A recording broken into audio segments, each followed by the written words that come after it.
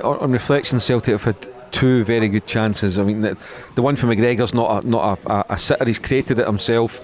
The one from Maeda, if he was only on the pitch 2 or 3 minutes, so you can understand he just couldn't get the ball from adjust his feet quick enough. But I'll be interested to see the coverage and the outcomes of this game, Paul, because I don't think that Celtic were gung ho.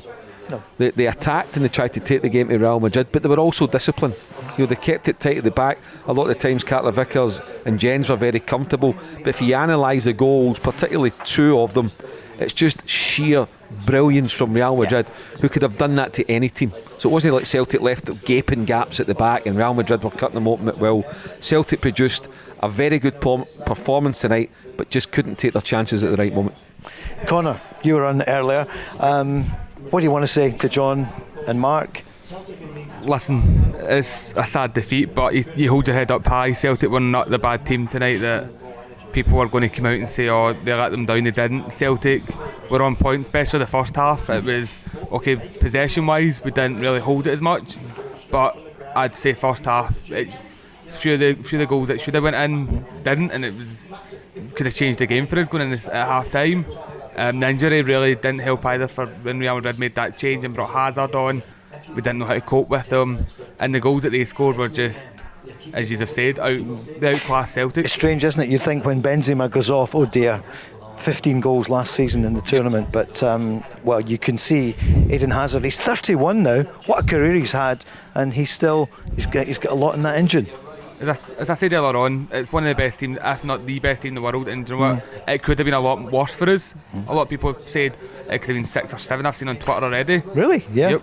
And there's other people who said, you know what, Celtic got lucky, and it's like, I don't think we were lucky. I thought we were really unlucky not to even score one.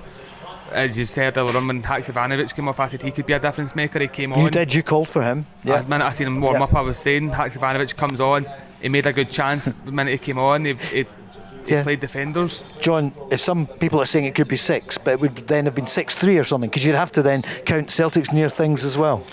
Well, I don't think it could have been 6. I thought Real Madrid were excellent for a period of time in the second half.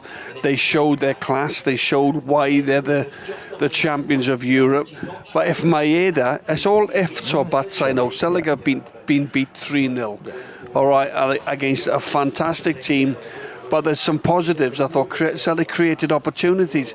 Abada's gone through one-on-one in the first 10 minutes. Yep. Maeda, if he's sharp, if he's got to score there. That's a huge chance at this level. Was that because he was just on, John, do you think? Well, I don't know, because his feet just got a little bit, in the way. If you maybe think on another night, maybe could Kyogo maybe have come on at half-time, maybe. Does Kyogo then take that opportunity? I don't know. It's ifs or buts. And then McGregor's shot, it's the inside of the post. So Celtic really did. When I said we've all watched the game, you've probably, if you haven't watched the game tonight and you're looking at it and you're thinking Real Madrid, they've hammered Celtic, they've won 3-0, there could have been more.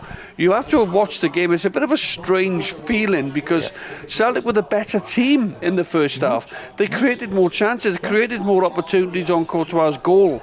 And then in the second half, as Callum McGregor said, I think the team as a whole switched off for 10-15 minutes. Vinicius Junior went through, lovely finish. You've got to give Real Madrid credit for a 36 pass move which Hazard finished off. So they showed their quality and their class, but it feels strange looking at it, thinking, what sort of positives can you take in a 3-0 defeat? I suppose not many, but there were ample tonight, especially Celtic's first half performance against arguably one of the best teams in the world. That they were better than them in the first half. But games are not about first halves or half time. Yep. Games are about 90 minutes. I think that one of the biggest things for me, Paul, that Celtic can take for that, even in the midst of a disappointment of a 3-0 defeat, is they never ever looked out of place. And by that I mean they never panicked. They were always nice and relaxed in possession. Their movement was good, their first touch was good, their passing was crisp, their finishing just wasn't good enough. The defence was solid enough. Yeah, they were picked off, but they're a world-class team. World-class players will pick you off eventually. But I thought sometimes you've watched Celtic play in Europe and you think, let's not forget, 6 months ago Celtic were ripped apart by Bodo Glimt. 6 months ago. This time last year they lost 4-0 at home to Bayer Leverkusen. So look at the strides that Celtic have taken. Yes, it was 3-0 tonight, I get that, but at times Celtic were very, very good, and there is a lot to be pleased about, and there's a lot to take into next Wednesday night. 3-2 would have been a fairer reflection. Yeah, 3-2, 4-2. Joe Hart's had a good save. Look, Real Madrid, at the end of the day, when you analyse it, absolutely deserved to win. Was there 3 goals in it? Maybe it's a wee bit harsh in Celtic, but they took their chances. They probed, bump. They were patient.